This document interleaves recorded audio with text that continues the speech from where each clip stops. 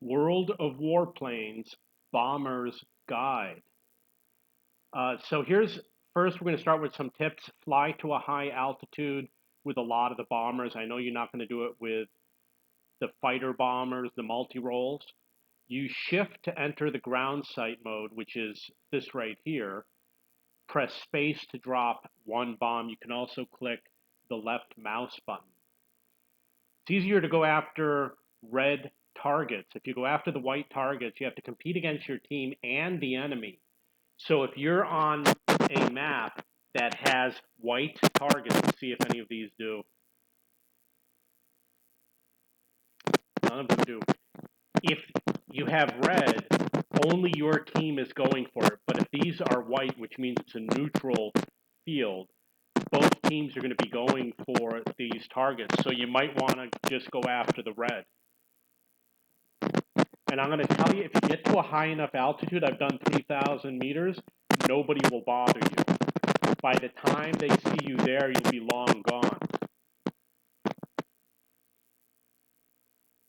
There are fewer enemy aircraft at a high altitude, such as 2,000 meters. I even go up to 3,000 now. When waiting for bombs to resupply, go away from the area until they are halfway resupplied, then turn around, and they will be ready as you arrive at the target area. The resupply indicator is not shown in any of these images because it's already resupplied, but it shows some sort of a bar either along the bottom or the side. Bombs do different amounts of damage and have different blast radiuses. So obviously, if you drop a bomb, you can do more damage with higher tiers, and the radius is bigger, so you might be able to knock all of these out. There's going to be cases. Oh, here's one that has the white targets. There's going to be cases where I dropped some and it left something standing and it didn't destroy everything because the bomb radius was too small, the blast radius. So you want to align the bomb site so you can hit multiple locations in succession.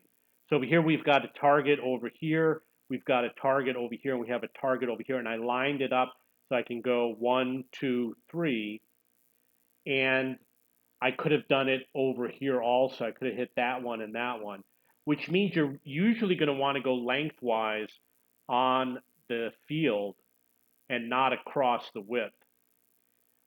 If you capture or control the base, you'll not see any targets. So in this case, none of these buildings have any targets marked.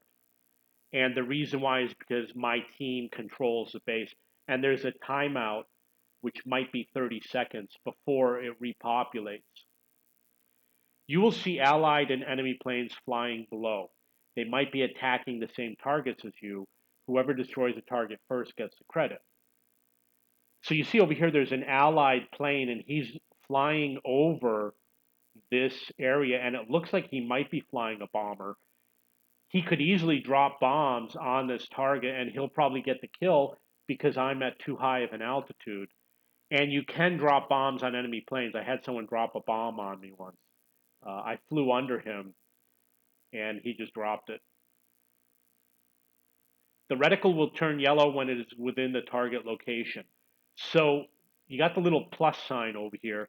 If it's outside of this square, it'll be white.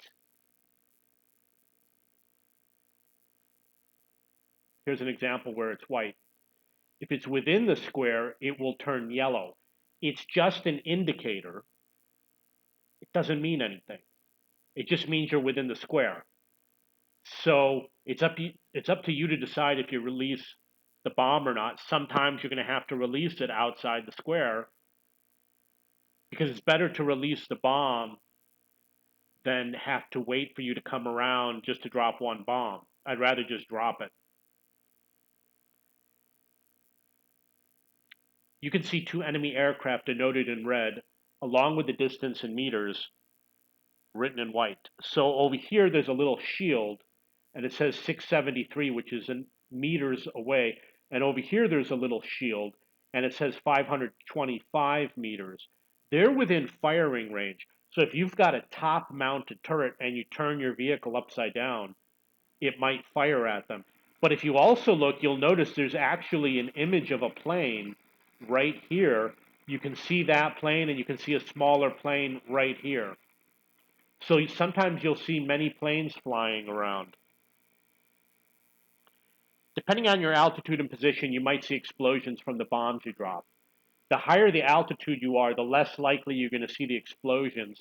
And the reason why is because they will go off screen. Like with the example here, I drop bombs over here, but as I fly, this is going to go off screen before the bombs hit that target, so you won't see the explosion. But this had to have been at a lower altitude, which is why I saw it. Anti-aircraft flak appears as a blue light headed upwards. It can damage your plane. These have a blast radius. They go to a certain altitude and they explode in a puff of smoke. There is an indicator which shows who controls the location along with a timer. So over here it says locked and it says 24 seconds, and it has a star with a circle and it has a padlock. You might see a timer when you win control or as you're earning to show how much you control. And when it's locked, that means that there's no targets. But the targets will appear when it gets down to 0 seconds.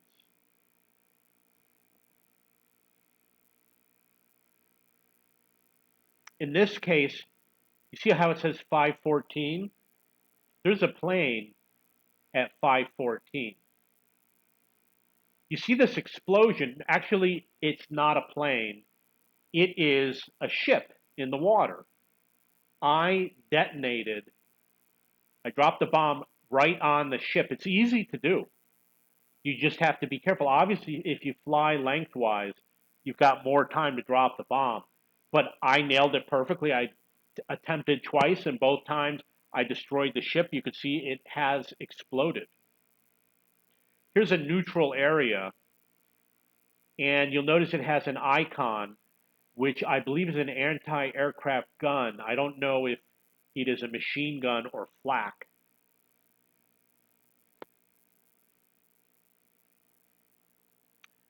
This is obviously showing enemy targets in red. I got to be honest, I don't recall the reason why I happened to show this one.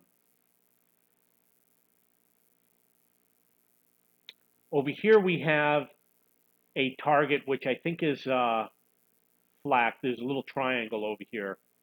And got 4 bombs.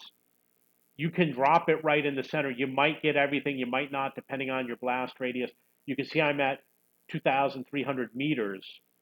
You'll see the bombs drop, how many bombs you have remaining.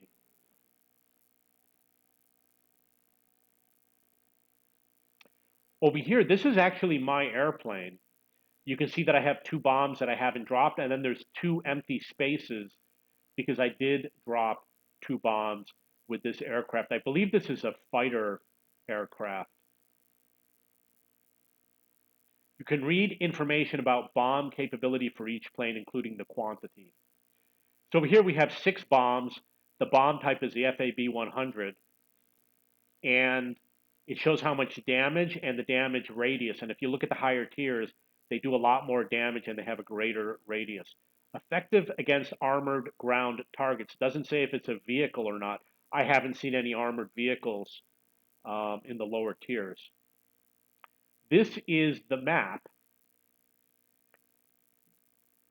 This is the spawn in blue on the right, and on the left is the red spawn. They're diamond shapes. Don't go there. There's nothing there to bomb. There's no bomb targets. Only in the circle areas. You don't want to go to the blues. There's nothing to bomb. You want to go to the reds or the whites. Prioritize the reds. And my advice is you go for the red and then fly to the next target, especially if there's a lot of planes, because if you don't, they might start coming after you if you're at a low altitude. If you're at a high altitude, doesn't really matter so much, but you're going to have less competition with your allies at the furthest place, and you're going to be doing something good for your team by knocking out their infrastructure. So my advice is go for this one and then go for the next one, and then maybe turn back or go this way. You really have to know what you're doing, pay a lot of attention. You'll only find targets in red zones and white zones. White zones are neutral, which means they're the third team and they're against both you and the red. Blue zones will not have any ground targets unless control changes to the enemy team. See over here, you've got a red aircraft, and over here you've got two red aircraft, which means that they could take over control of these two areas. The spawns will never change control. Okay, so that is my guide for World of Warplanes bombers. This was written in October of 2022. So if a long time has passed, come back and check to see if I've added more content, because chances are I will as I play the higher tier bombers. And I'll probably put some information on some of the planes, links to some videos about how to play bombers. And if you have any questions, you can post them right here by hitting the reply button, and I will answer them for you. Just go to cheapbooks.cc, look for World of Warplanes, or search on the upper right for WOWP or bombers, etc.